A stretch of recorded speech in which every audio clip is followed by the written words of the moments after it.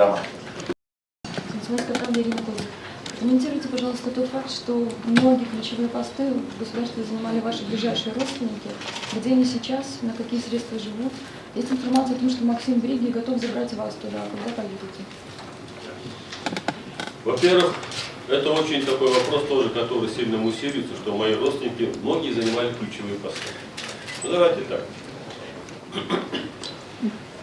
Начальник службы государственной охраны генерал Бакиев Джанубек, который сейчас тоже в бегах, скрывать это все, он занимал генеральские должности до моего прихода президента.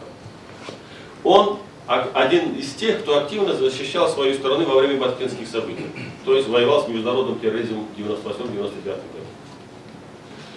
То есть, почему я его привлек? Я нисколько не сожалею, потому что он был со мной до последнего момента.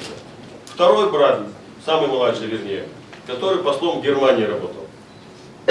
Он, опять-таки хочу сказать, до моего президентства был депутатом парламента, возглавлял международный комитет по международным связям. Но это достаточно высокая должность. Я его специально отправил в Германию послом, чтобы меньше влияния было внутри страны. Вот два, и ну естественно Максим. О Максиме очень много разговоров, да. Это бизнесмен. Я хочу вам прямо сказать, когда он закончил с отличием университет кыргызско-российский, я ему сказал, сынок, говорю, может быть, ты пойдешь тоже в правоохранительные органы, в судебную систему. Его был ответ, нет, говорит, папа, я не могу ждать, пока принесут мне взятки, я должен сам деньги зарабатывать. Ну, у него склад ума такой, он еще с 6-7 класса занимался бизнесом, я, если это интересно, потом скажу, еще про Советский Союз. Совсем другой склад ума, понимаете? Можно было его не назначать в центральное агентство. Я его почему назначил?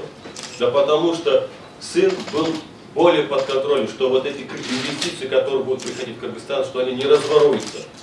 Если бы я хотел воровать те инвестиции, которые приходили в Кыргызстан, наверное, я бы это сделал более эффективно чужими руками. Посадил бы туда любого и сказал бы, делай так, вот это тебе, вот это мне. И пусть они его проверяют весь его бизнес. Он достаточно грамотный юрист, чтобы